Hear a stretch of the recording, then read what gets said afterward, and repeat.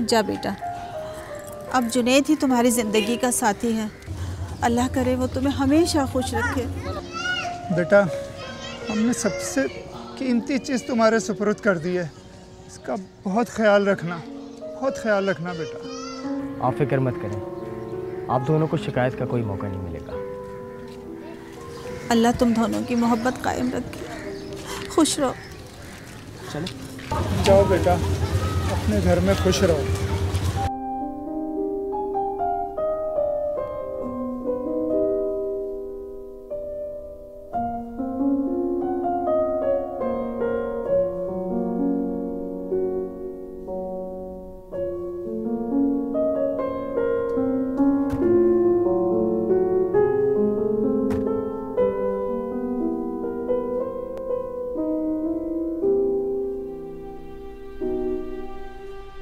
आखिर मैंने तुम्हें हासिल कर ही लिया। बहुत ज़िद्दी हैं आप। जिद पूरी करने के लिए ना बड़े पापड़ बेलने पड़ते हैं। मैं खुशकिस्मत हूँ जो मुझे आप जैसा शौहर मिला। अभी तुमने देखा ही क्या है, अभी तो शुरुआत है।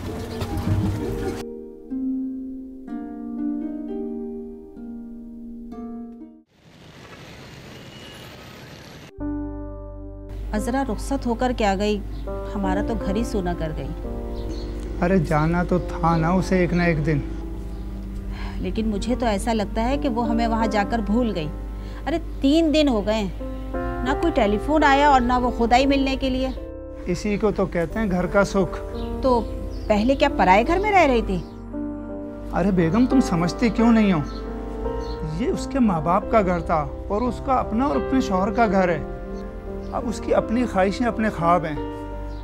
और भाई सच्ची बात तो ये है कि जब कोई अपने घर में खुश हो ना, तो उसे किसी की भला याद क्यों आएगी। ये बात तो है। अब्बा, वो वहाँ जाके बदल गई है। अरे अब तू भी बदल जा निखट्टू और कोई काम धंधा कर ले। अब अज़रा तो है नहीं जो सारे घर का बोझ उठाए फिर रही थी। कहा तो है कि कर लूँगा। आप अज़रा को फ़ोन मिलाएं, मैं उसकी खैरियत तो मालूम करूँ। अरे अभी ले, मैं मिला देता हूँ।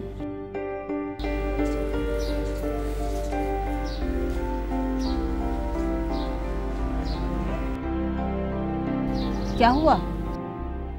नंबर बन जा रहा है उसका। अरे ऐसे ही कहीं रखकर भूल गई होगी। तू ऐसा करके जुनैद को मिला।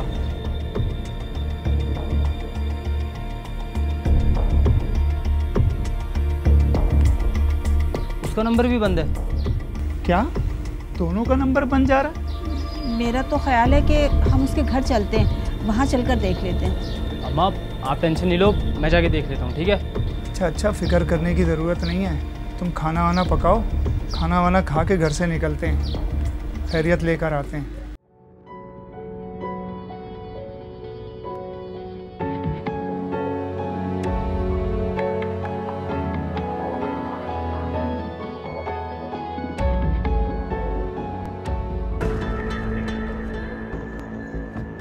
ये तो बंद है, ताला लगा हुआ है।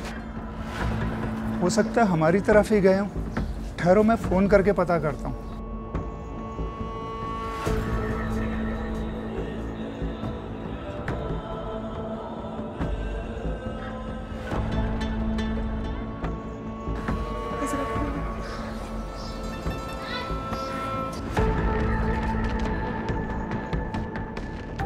क्या हुआ? हैरत है, दोनों का ही फ़ोन बन जा रहा है। हाँ, अरे भाई साहब, ये लोग कहाँ गए? मालूम नहीं, यहाँ तो कल से ही ताला लगा हुआ है।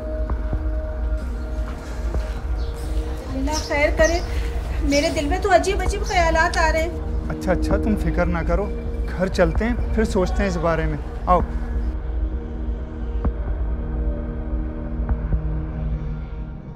शादी को कितना अरसा हो गया? साहब अभी तो 1 ही हफ्ता हुआ था। हो सकता है कि कहीं हनीमून पर चले गए हो। साहब अगर वो कहीं जाते तो हमें बताकर तो जाते ना। हफ्ते भर से आपसे कोई राब्ता नहीं हुआ?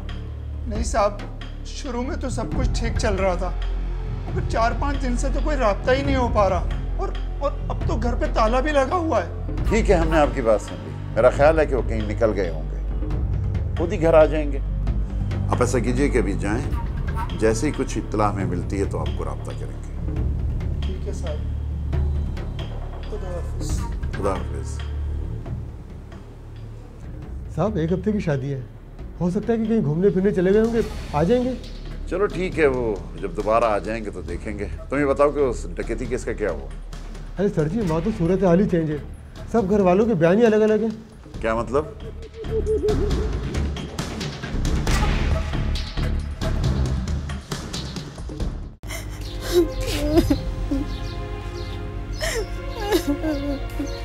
अरे अब बैठी क्या रो रही हो? कितना समझाया था मैंने तुम्हें कि अभी शादी मत करो जब तक अच्छी तरह छानबीन ना कर लें, लेकिन मेरी सुनता ही कौन है? पता नहीं किस बात की जल्दी लगी हुई थी तुम सबको। तो मैं क्या करती, इसी को जल्दी हो रही थी। मैंने तो इज्जत के मारे कहा था, और अजरा की मर्जी भी तो शामिल थी। अगर कुछ कर बैठते तो। अरे फिर भी कुछ अर्थ से देखना तो सही था ना। किस बात की जल्दी लगी हुई थी आखिर तुझे? जितना हो सकता था उतनी मालूमात ली थी मैंने। हर कोई कह रहा था कि लड़का अच्छा है, अच्छा है। कोई माने ना माने, मेरा तो दिल कहता है कि खुदा ना खास्ता कोई हादसा तो नहीं हो गया। अरे आपने थाने में जाके मालूम किया भी या नहीं? अरे बेगम, अगर थाने वालों को इतला होती ना तो वो सबसे पहले हमें इतला दे चुके होते। आप जोर देंगे तो कुछ करेंगे ना, वरना उनको क्या जरूरत पड़ी है। चले, मैं चलती हूँ आपके साथ। अच्छा सब्र से काम लो, करते हैं कुछ। जहाँ इतनी देर हुई है वहाँ थोड़ा और सही सोच समझने का मौका तो दो कम से कम मुझे। पुलिस राय के मुताबिक चंद रोज कबल अब्दुल मजीद नामी शख्स और उसकी अहलिया ने थाने आकर रिपोर्ट दर्ज करवाई कि उनकी नौबेहाता बेटी और दामाद शादी के 1 हफ्ते बाद गायब हो गए हैं। उनके घर पर ताला लगा हुआ है और दोनों के मोबाइल फोन भी बंद हैं। पुलिस ने रिपोर्ट दर्ज करने के बाद मियां बीवी के वापसी घर लौट आने और उनके इंतजार करने का मशवरा दिया, क्योंकि पुलिस को शुबह था कि नौबेहाता जोड़ा हनीमून के लिए कहीं पर चला गया होगा और वो चंद रोज में घर वापस आ जाएगा। लेकिन जूं जूं दिन गुजरते गए, माँ बाप की तशवीश में इजाफा होता चला गया और उन्होंने फिर एक बार पुलिस से दोबारा राब्ता किया।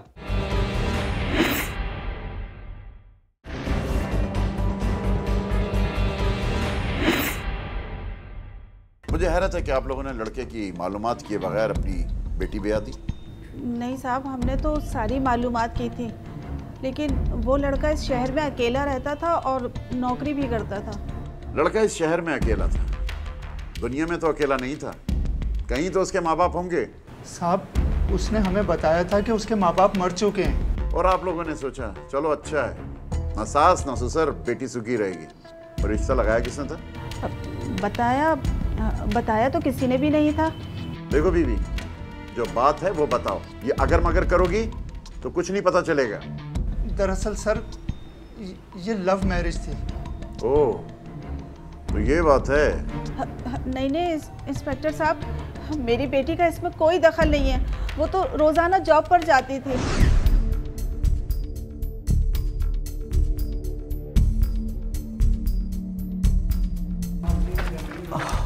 एक्सक्यूज मी, आपने मेरी बात का जवाब नहीं दिया। आपने भी तो मेरी बात का कोई असर नहीं लिया। किस बात का? देखिए, मैं आपसे कई बार कह चुकी हूँ कि मुझे इस तरह रास्ते में मत रोका करें। देखिए, मैं आपसे कोई गलत बात थोड़ी कह रहा हूँ। इस तरह रास्ते में रोक कर बात करने को आप अच्छी बात कह रहे हैं। देखिए, मैं आपसे प्यार करता हूँ, आपसे शादी करना चाहता हूँ। आप इस बात को क्यों नहीं समझ रही? आप एटलीस्ट मुझे जवाब तो दें। शादियाँ इस तरह नहीं होती हैं। फिर कैसे होती हैं? आप बता दें। आप जिस तरह की चाहें उससे ज़मानत ले लें, मैं आपको बहुत खुश रखूँगा। प्लीज़ हट जाओ मेरे रास्ते से। ठीक है, हट जाऊँगा, लेकिन पहले हाँ, मैं नहीं, मेरे घर वाले करेंगे।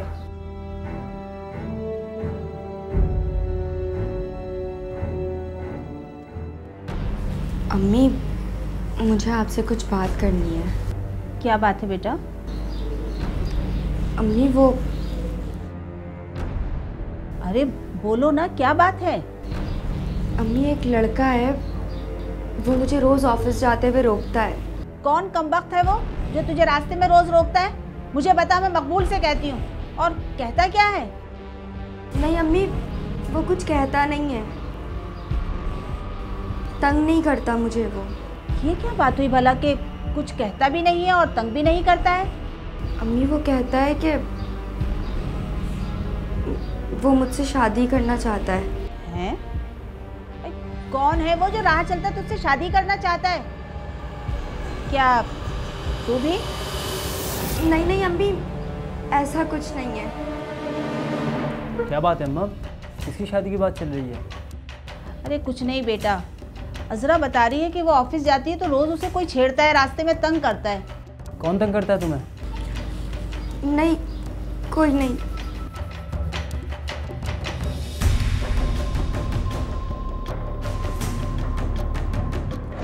और फिर वो आपके घर रिश्ता लेकर आ गया? जी साहब, लड़का शरीफ था, इसीलिए हमने अपने बेटे से उसके बारे में बातचीत की थी। और साहब जी, मेरे बेटे ने तो सारी छानबीन कर ली थी, उसके बाद हमने अल्लाह का नाम लेकर अपनी बेटी की शादी कर दी। इसका मतलब है कि वो आपके मोहल्ले में ही रहता था? नहीं सर, वो रहता तो कहीं और था, लेकिन हमारे महल्ले में आना जाना था उसका। आप लोगों को उसके किसी और ठिकाने का इल्म नहीं है? सर ये मैं कह नहीं सकता। हो सकता है कि आपके इलाके में किसी को उसका पता हो। इसका मतलब है जुनैद ने मेरी बेटी को... कोई एक्सीडेंट की रिपोर्ट भी नहीं है, वो दोनों के फोन भी बंद हैं। वो हमारा दामाद है साहब, वो ऐसा क्यों करेगा?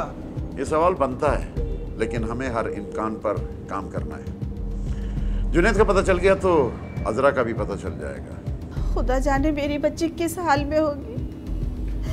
ये तो आप लोगों को पहले सोचना चाहिए था। बगैर देखे आप लोगों ने बच्चियों के रिश्ते कर देते हैं, फिर पुलिस को तंग करते हैं यहाँ पर आकर। अजरा और जुनैद को घर से गायब हुए 1 माह से ऊपर का अरसा गुजर चुका था। किसी भी थाने या अस्पताल में दोनों की कोई भी एंट्री मौजूद नहीं थी। वक्त गुजरने के साथ साथ मायूसी के साए गहरे होते चले जा रहे थे। अगर जुनैद ने अजरा को गायब किया था तो क्यों? अजरा तो उसकी बीवी थी, बताकर भी कहीं जा सकता था। अगर ऐसा नहीं था तो ऐसा क्या हुआ था? क्या वो दोनों किसी हादसे का शिकार होकर मर चुके थे? और अगर ऐसा था तो उनकी लाशें कहाँ गईं? पुलिस अब तक मुकम्मल अंधेरे में थी, लेकिन इस अंधेरे में उन्हें एक हल्की सी उम्मीद की किरण दरकार थी और पुलिस अपनी जद्दोजहद में मसरूफ थी। उसे जुनैद की तलाश थी।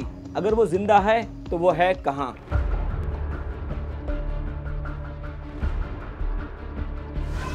आप यहीं रहते हैं? जी सर, यहीं रहते हैं। जुनैद को जानते हैं? जी सर। वो कब से इस इलाके में आता जाता रहा है? साहब उसको कुछ ही अरसा हुआ है यहाँ पर, वो इस इलाके में नया है। आप कुछ बताएंगे?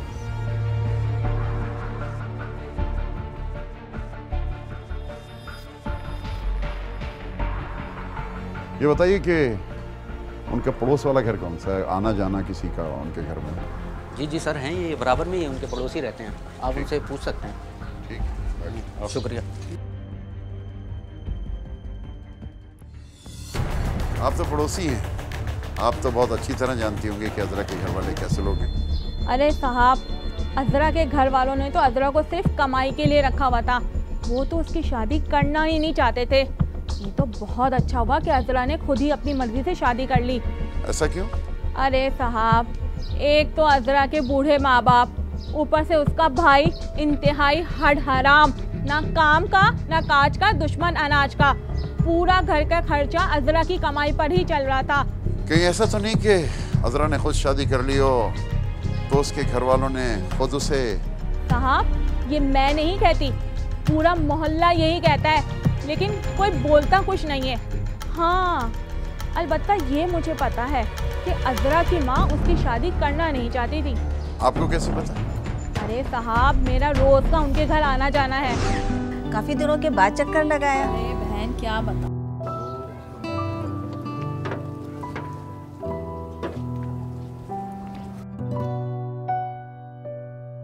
अस्सलामुअलैकुम। वालेकुम अस्सलाम। खाला, आप बड़े दिनों बाद नजर आई। अरे बेटा, मैं तो ठीक हूँ, तुम सुनाओ, तुम कहाँ हो? आजकल नजर ही नहीं आती। लो, कैसे नजर आएगी, ऑफिस गई हुई थी। अच्छा खाला, आप बैठे, मैं चेंज करके आती हूँ। अरे हाँ बेटा, थकी हुई आई हो, अंदर जाके आराम कर लो।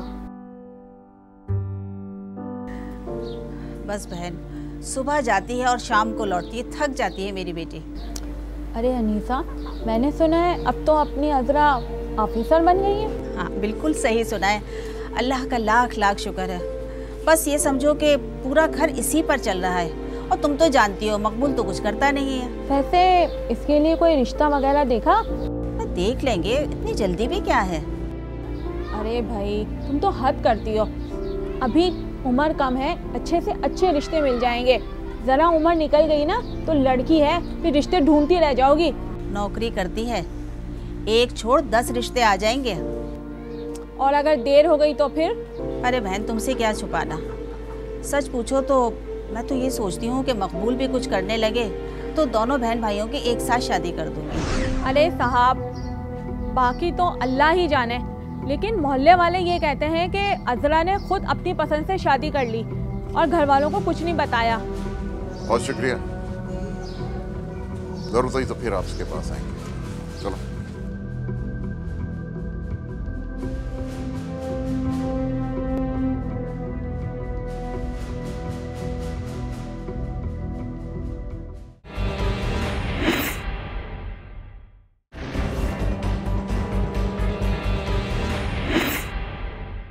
अब्बा, मुझे लगता है कि अज़रा मर चुकी है। तू कैसे कह रहा है ये, और तुझे कैसे पता? अब्बा, अज़रा अगर जिंदा होती तो क्या अभी तक हमसे राब्ता नहीं करती? वो एक पढ़ी लिखी लड़की थी, कोई जाहिल नहीं थी। कह तो तू भी ठीक ही रहा है बेटा। ये है अज़रा के कागजात। इधर दिखाएं जरा।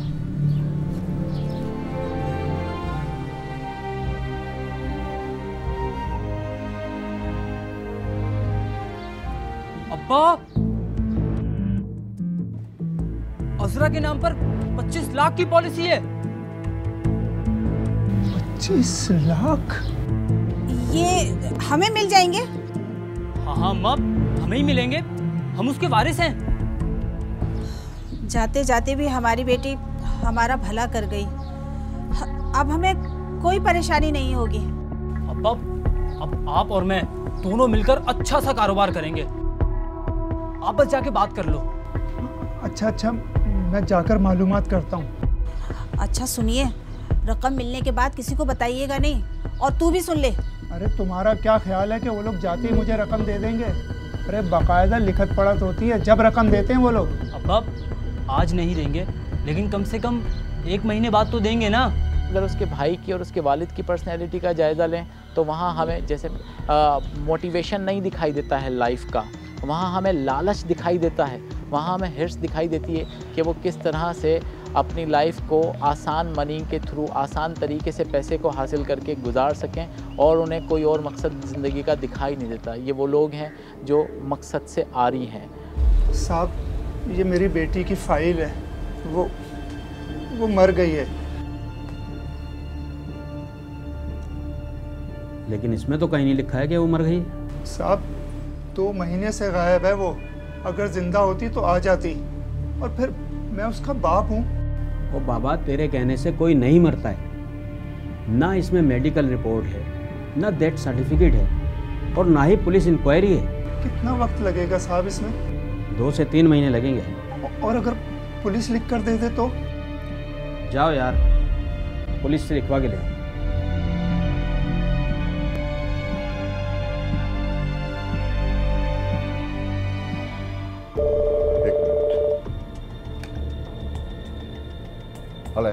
अस्सलाम वालेकुम सर। वालेकुम अस्सलाम। सर, मैं इंश्योरेंस कंपनी से बात कर रहा हूँ। आपके पास किसी अज़रा नामी खातून का केस है।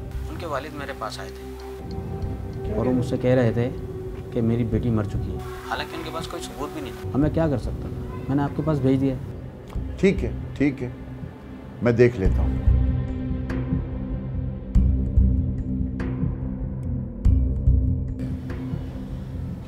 सलाम साहब। बैठे। कैसे आना हुआ? क्या बेटी का कुछ पता चला? साहब, मेरा ख्याल है कि मेरी बेटी मर चुकी है। तुम्हें कैसे पता चल गया कि वो मर गई है? साहब, अगर वो जिंदा होती तो अब तक आना जाती। चलो मान लेते हैं कि अज़रा मर चुकी है, केस भी बंद कर देते हैं, लेकिन पहले ये तो बताओ कि उसे दफनाया कहाँ है? साहब ये आप क्या कह रहे हैं? और हमें क्या पता कि वो कहाँ है? तो बड़ी जल्दी है ना आपको इंश्योरेंस की रकम हासिल करने की, तो उसकी लाश भी तो देनी पड़ेगी।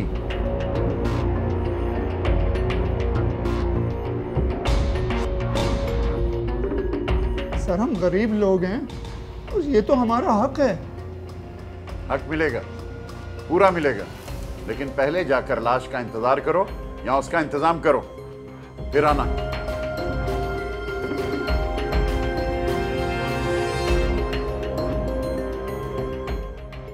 तुम्हें क्या लगता है कि ये अपनी बेटी का कातिल है?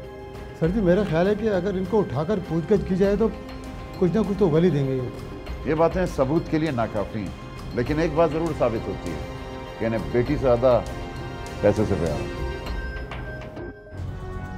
होटल के मालिक तुम हो? जी साहब। क्या नाम है तुम्हारा? रहीम खान। मकबूल को जानते हो? जी साहब। कैसा लड़का है? मोहल्ले का लड़का है, आता जाता रहता है, इससे ज्यादा नहीं जानता। फिर तो तुम जुनैद को भी जानते होगे, वो भी तुम्हारे होटल पे आता जाता था? जी हाँ साहब, जानता हूँ पर ज्यादा नहीं। मकबूल और जुनैद दोनों आपस में दोस्त थे, मेरा मतलब है कि इन दोनों के आपस में ताल्लुकात कैसे थे? साहब शुरू में उन दोनों का एक बार झगड़ा हुआ था।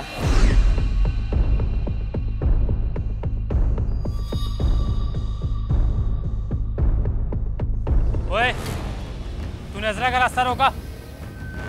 क्या हुआ? अगर आइंदा तूने मेरी बहन का रास्ता रोका या उसका पीछा किया तो अच्छा नहीं होगा। अच्छा, क्या कर लेगा तू? काट दूंगा यहीं पर। एक काम करना, अपने साथ 4 लड़के और लेके आई हो, समझा? तेरी तो छोड़। अरे तुझे छोड़ूंगा नहीं, अरे तुझे छोड़ूंगा नहीं मैं। तू है कौन यहाँ पे? ओए जाओ उनको छुड़ाओ, कुर्सी मेज़ें नहीं तोड़ दे गई। तेरे हाथ पे तोड़ दिया कल, सिग्नल पे ना बिठा दिया ना, फिर देखियो।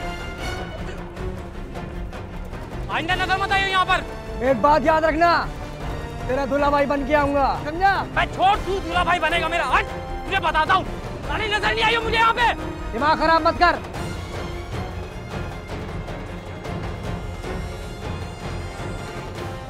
फिर इन दोनों की दोस्ती कैसे हुई? साहब अंदर की बात तो मुझे मालूम नहीं, पर झगड़े के 2-3 दिन बाद ही।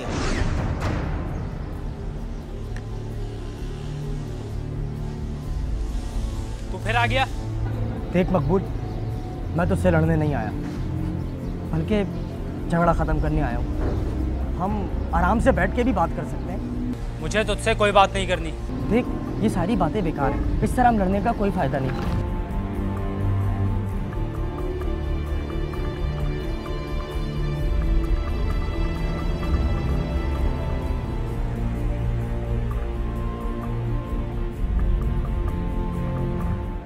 लिफाफे में क्या था? साहब ये तो नहीं पता, बस एक नज़र ही पड़ी थी मेरी। उसके बाद फिर कोई खास बात? जी नहीं, फिर तो दोनों में दोस्ती हो गई थी, साथ आते जाते थे। सुना है कि जुनैद की मकबूल की बहन से शादी हो गई। क्या लव मैरिज थी?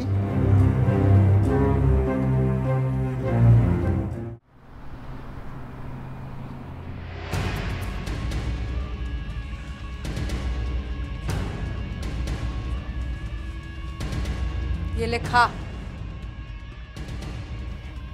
क्यों मुझ पर जुल्म कर रही हो? कौन हो तुम? खुदा के लिए मुझे यहाँ से जाने दो। मैंने तुम्हारा क्या बिगाड़ा है? खामोश। तूने क्या बिगाड़ा है तेरे मरने से पहले मैं तुझे बता दूंगी। ये लिखा।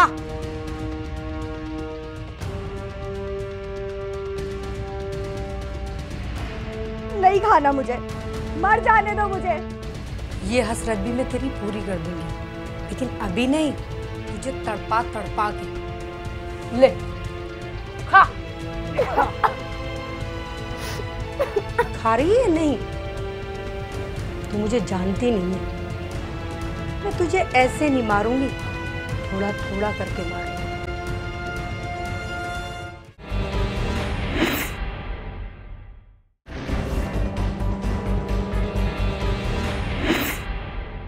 तूने रकम ली थी जुनैद से? जी साहब। बहन का सौदा किया था तूने? नहीं साहब, जुनैद ने मुझे यकीन दिलाया था कि वो अज़रा से बहुत मोहब्बत करता है।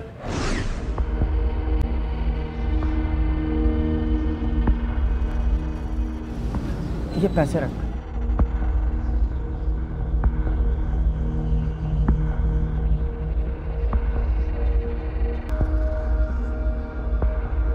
देख मकबूल, मैं तुझसे कोई नाजायज़ बात नहीं कर रहा।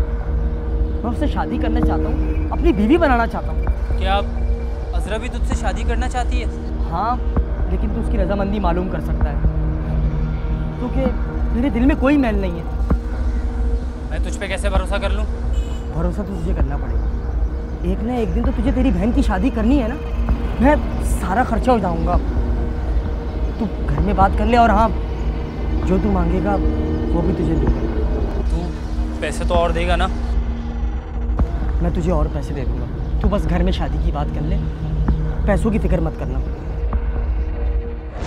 पहले बहन का सौदा किया, फिर दोनों का कत्ल किया तूने। नहीं साहब, मैंने कोई कत्ल नहीं किया। मैं क्यों अपनी बहन को कत्ल करूंगा? क्यों करेगा? इंश्योरेंस की रकम के लिए जो तेरी जेब में जाती पूरे 25 लाख। साहब, आप जो चाहे कसम ले लें, मैंने कोई कत्ल नहीं किया। कसम नहीं चाहिए मुझे, वो दोनों चाहिए। क्योंकि पुलिस के हाथ अब तक कोई भी ठोस सबूत नहीं लग सका था, हत्ता कि अब तक पुलिस को यह भी मालूम नहीं हो सका था कि जुनैद और अजरा जिंदा हैं या मुर्दा। लिहाजा पुलिस ने शवाहिद की रोशनी में अजरा के भाई मकबूल से मालूमात हासिल की, तो उसने एतराफ़ किया कि उसने माकूल रकम लेकर अजरा और जुनैद की शादी करा दी थी। क्योंकि अब तक तफ्तीश में मकबूल और उसके घर वालों का लालच खुलकर सामने आ चुका था, लिहाजा पुलिस इस नुक्ते पर भी गौर कर रही थी, कहीं इंश्योरेंस की रकम हथियाने के लिए गुमशुदा अजरा और जुनैद को कत्ल तो नहीं करवा दिया गया था। जबकि दूसरी तरफ अजरा जुल्म का शिकार थी। उस पर जुल्म करने वाली खातून कौन थी और वो ऐसा क्यों कर रही थी? जुनैद कहाँ है और अजरा वहाँ तक कैसे पहुँची? पुलिस इन तमाम बातों से लाइल्म थी। अच्छा, मैं तुमसे बाद में बात करती हूँ।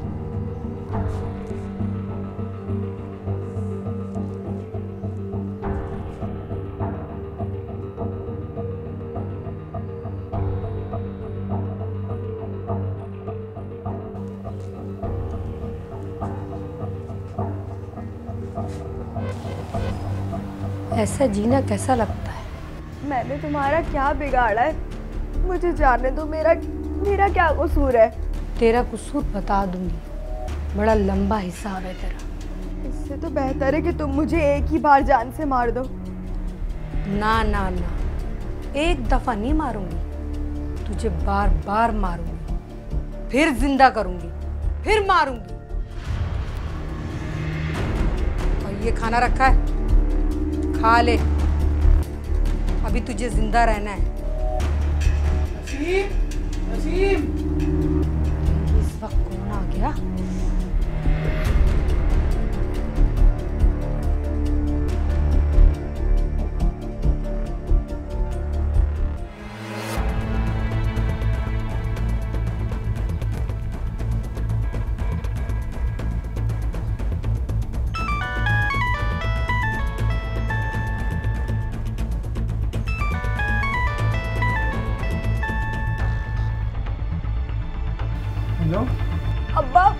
अब्बा मुझे यहाँ से लेकर चले जाएं, ये लोग मुझे मार देंगे। अजरा, अजरा मेरी बच्ची कहाँ है तू? अब्बा मुझे नहीं मालूम मैं कहाँ। ये क्या कर रही थी? हेलो, हेलो, कहाँ है मेरी बेटी अजरा? मुझे लगता है मेरी बच्ची किसी बड़ी मुसीबत में है। या अल्लाह खैर। मैं पुलिस को इत्तला करके आता हूँ। मैं भी आपके साथ चलती हूँ। कहीं जा नहीं सकती, मैं तेरा देख क्या हशर करती हूँ।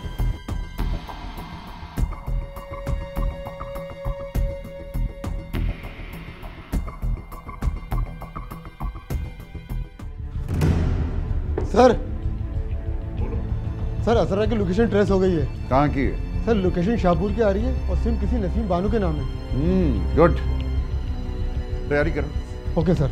ये स्टोरी हमें यहाँ दिखाई देती है हेट क्राइम के हवाले से, और इसमें सबसे बड़ा जो कैरेक्टर है जो अपनी मनफी नेगेटिव सोच में नफ़रत की आग में जलते जलते एक साइकोपैथिक टेंडेंसीज़ को लेकर आ जाती है, और वो है नसीम बानो। नसीम बानो की पर्सनैलिटी को अगर आप देखें तो वो सख्त हो चुकी है, वो तमाम पॉजिटिव कैरेक्टर से बिल्कुल आ रही है, और सिर्फ एग्रेशन, रेज और नफ़रत उसके अंदर भरी हुई है। अम्मा, तूने मेरे प्यार का क्या हाल कर दिया? ये क्या काफी नहीं है कि अभी तक मैंने जिंदा रखा हुआ है इसे? तो मानोगी? मार क्यों नहीं देती? क्यों मारना चाहते हो मुझे? देख तू, तेरे ही आते इसकी आवाज में कैसी जान आ गई है। किस बात का इंतकाम ले रहे हो मुझसे? बताते क्यों नहीं हो? अपने बाप का इंतकाम, समझी? सुनना चाहती है ना तो सुन। तेरे दादा ने मेरे शौहर और इसके बाप को जो कत्ल करके मेरे दिल में आग भड़काई है वो अभी बुझी नहीं है, मैं उसे ठंडा कर रही हूं। तूने कहा था ना कि बहुत जिद्दी हूं मैं। ये जिद मुझे अपनी माँ के दूध से मिली है। जिस वक्त तेरे दादा ने हमें बर्बाद करके निकाला था उस वक्त तुम लोग बहुत छोटे थे। तेरा बाप तो बड़ा था, वो भी कुछ नहीं बोला। तुझे नहीं मालूम कि मेरी माँ ने घर घर बर्तन मांज के मुझे पाला है। तेरे खानदान को मैंने कहाँ नहीं ढूंढा। और हाँ, तू उसी खुदा बख्शी पोती है जिसने मेरे बाप को कत्ल किया और मेरी माँ को बेइज्जत किया।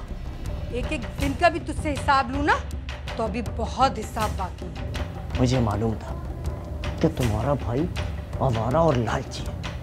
अगर मैंने उसे खरीद लिया तो सारा काम सीधा हो जाए। लेकिन इस सब में मेरा क्या कसूर है? तेरा कसूर ये है कि तेरी रगों में उस जालिम खानदान का खून दौड़ रहा है। वैसे तेरे दादा खुदा बख्श को ये मालूम नहीं था कि मेरे बाप और मेरी माँ को बेइज्जत करने के बाद ना वो तुम्हारा ये हाल देखेगा। कितना अजीब सा लग रहा है ना? क्यों? इसी काबिल मुझे यहाँ से जाने दो। मैं देखता हूँ।